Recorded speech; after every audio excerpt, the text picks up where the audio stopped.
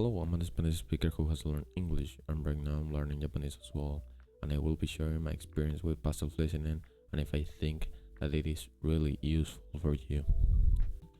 With my English, I mostly did it whilst working or training, and I didn't really notice if it was a driving factor because it was a part of my life. So I made English very quickly a part of my life, and that's why I think I didn't really notice any progress because I watch a lot of YouTube videos, and whenever I wanted to keep watching a YouTube video and I didn't have the time for it, I just downloaded it and keep listening to it whilst I went to my school or my university, right?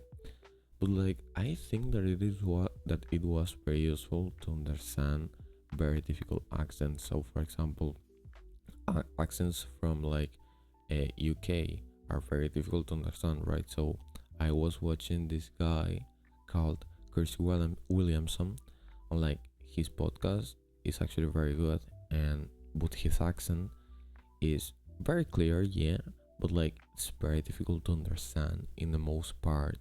And I think that was something that gave me a lot of comprehension when listening to people.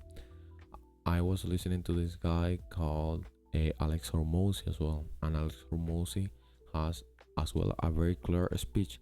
But I think that for people that are starting to learn English, his accent is actually very difficult to understand. I mean, his speech, like the way he talks, right? So that's very difficult to understand.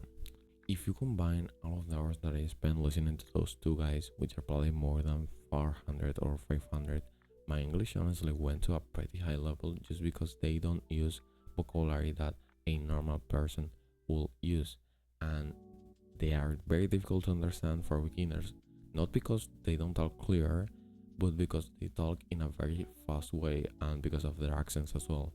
But they talk fast, but it's very clear speech, honestly. So it's not like it's difficult to understand, it's just the way they talk, which is kind of fast, what makes it difficult for a beginner.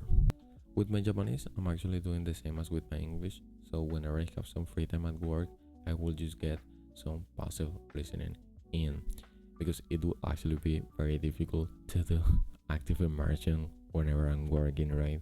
So compared to my English, I'm noticing that I'm being way more efficient. Why? Because I'm more present, so I'm paying more attention to my passive listening. So this gets me to my next point, which is maybe this will not work for you if you are not paying attention to it. So I want you to think about listening as a means to do active listening. So whenever you are doing passive listening, you're probably not paying attention to it, right? So when you start paying attention to your passive listening that you have on the back, that's when it converts to active listening. And when it converts to active listening, that's the driving factor for you to actually improve in the language. So you want to both active listening, not passive listening. Passive listening, it's a means to do active listening. That's how you should be thinking about it. How I did it. So most of the time in my English, I just downloaded podcasts that were 3 hours long or 4 hours long, right? So those podcasts will last me a couple of days because I didn't actually mind repeating the podcast again and again to actually see if I noticed some vocabulary that I didn't know, right? So if you can download podcasts that are 3 to 4 hours long and you don't mind repeating and repeating the podcast, it's going to be very good for you, right? But I'm noticing that with my Japanese, it's actually very difficult to find podcasts that are 3 hours long or 5 hours long, right? Because I mean, English is just an international language and almost everyone talks English, right? In Japanese, it's very different. So there's a lot of podcasts that are I don't know, 30 minutes long or 1 hour long.